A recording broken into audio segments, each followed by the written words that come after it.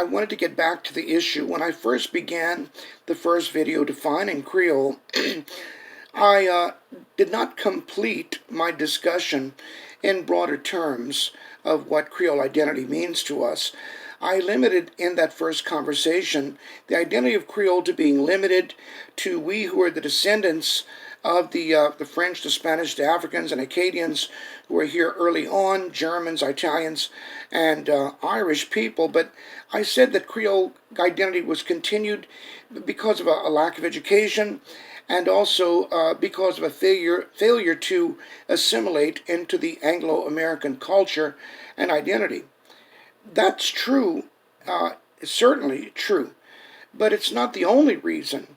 The bigger reason for our continuing to identify as Creoles is one of love, one of pride, one of a very clear self-awareness, self-consciousness of the fact of our distinctive heritage, our unique culture, even as we wear the inherited and legally binding American identity. Culturally, spiritually, we're still Creole. Those of us who speak the old language and its daughter tongue, well, Louisiana French and its daughter tongue of Coudi-Vini, we have this unique identity. We carry on the thoughts, the heritage, the traditions, Catholic traditions of Mardi Gras, All Saints' Day, Christmas, and Easter. All of these things are part of our cultural calendar that we go through as a cycle or ritual every year. And there's even a menu tied to that for winter and spring foods, grumbos and etouffees, rice dressing, cornbread dressing. All these things have not left us. They're alive and well.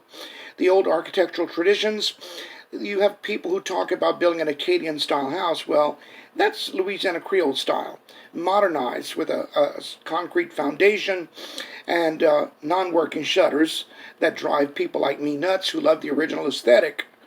But I did want to make clear that it was not only the abuse of Charles Guy and Lyle Saxon and Grace King and other writers of the 19th and early 20th century who recreated and redefined Creole in terms of racial characteristics or racial identity.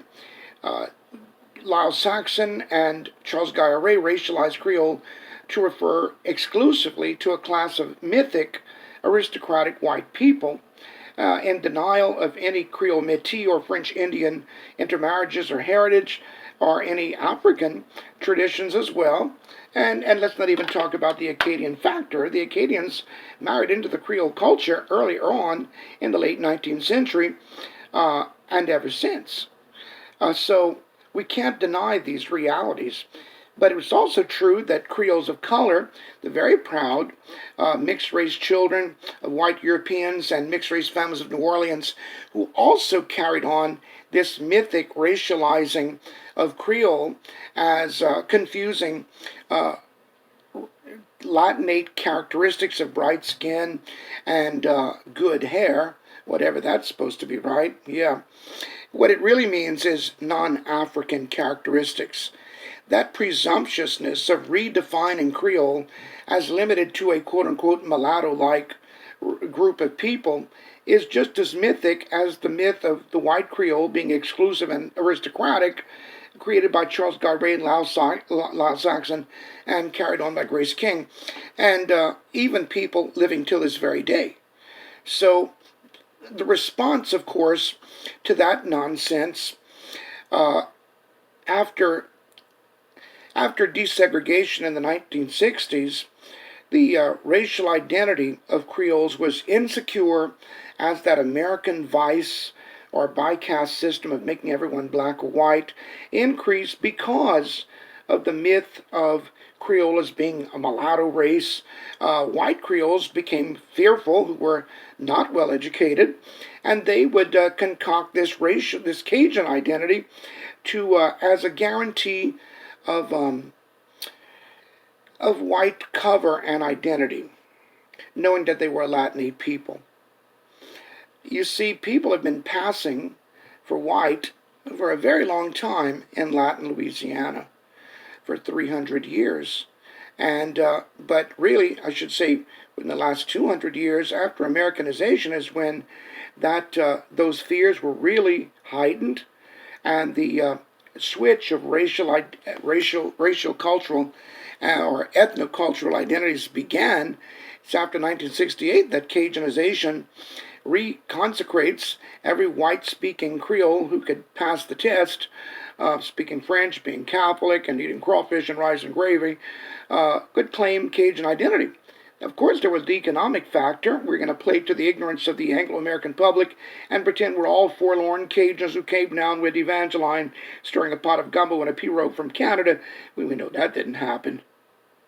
But some people believe it happened, but we know it didn't happen. The Acadians, over time, no more than 3,000, were assimilated into a pre-existing, well, 3,000 to 5,000 to be generous, okay, were assimilated in the late 19th century, particularly. The largest group came in the late 19th century, but 3,000 to 5,000 over 20 years were assimilated into a pre-existing population of diverse Creoles, very diverse Creoles, of as much as 30,000 people, according to the Spanish population of the late 18th century. So Cajuns are certainly Creoles, but some of them confused or equated Creole with being less than white, being mulatto or being black, because to the mind, the Anglo-American conditioned mind, mulatto is black. So even if you're a Latinate person, if you're not white, then you're black in America. All of that nonsense frightened people because they realized the potential for economic loss in getting jobs and the social consequences of being stigmatized as being lesser or being like an animal. It's cruel what these people have done to what this culture did to denigrate people on the level of animals or equating them with apes. We've seen the woman in politics who attacked former First Lady Michelle Obama with these ugly, really inhumane comments, and yet these people have the audacity to pretend to be Christians.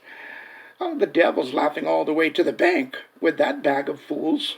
I have to say it. It's just disgusting. It's intellectually repulsive to even give these people the time of day or the benefit of the doubt as being Christian. It's repulsive.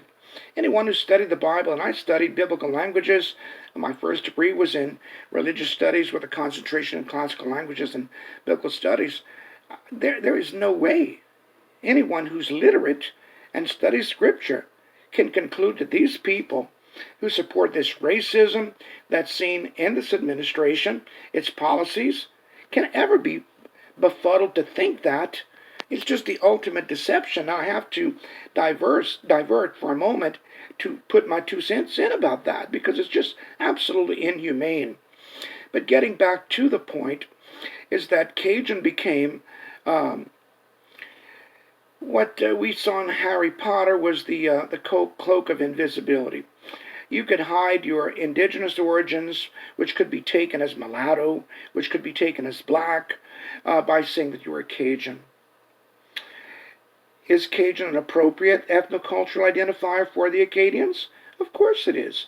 Just as people speak of themselves as being French Creoles, and Creole Métis, French Indians, such as myself, and most of the people from South Louisiana come from the original families, whether they know it or not. I've studied these things in genealogical history of so many of the families. I know this is true. I know this is true from oral tradition in my own family. I know it's true from the contents of our language traditions here that I've made a special study of, as seen in my 2 books, Speaking in Tongues, Louisiana's Cajun and Creole languages tell their own story, which is ours. And, of course, in the book Louisiana's Creole Food and Culture. These studies focus on the language and what's revealed about the history of our people, the ethnocultural history through the language and through the foodways that are practiced in Louisiana. So I just wanted to make it very clear that we continue to identify as Creoles because, number one, we know that we are different, we are distinctive, not only in American culture, but across the former French colonial and Creole world. Louisiana's Creole culture is unique. Our language traditions are unique to Louisiana. They reflect our earliest marriage to the indigenous peoples, the Choctaw, who are the largest group of Muskogean family of Indians. It reflects the Africanization factor.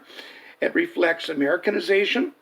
And the foodways reflect all of these early ethnic groups, from the Italians and the Irish and the Germans, the Spanish, the Mexicans, Native American, African, and of course even classical French traditions. But everything was changed in Louisiana. The circumstances, the environment, the resources, the reality changed everything.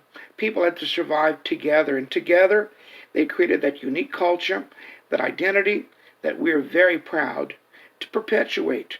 As we perpetuate the old language traditions, speaking French in Louisiana, our food traditions, our social traditions, to which we invite the world to come and enjoy.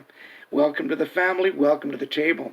Allons bien manger, allons bien se comprendre et se régaler à la table et partager notre belle culture. Nous sommes les Créoles de la Louisiane, Cajuns, Allemagne, Italien, Irlandais, l'Espagnol, descendants des Africains et des premières sauvages, les Amérindiennes du monde de la Caraïbe et de l'Empire, autrefois l'Empire de la France, de l'Empire de la période ou de l'époque coloniale. J'espère que vous avez j'espère que vous m'avez assez bien compris dans ces expressions et cette explication de notre identité comme créole ici à la Louisiane. I hope that this discussion has clarified my expression and explanation of what it is and why we continue to identify as Creoles in Louisiana. Thank you.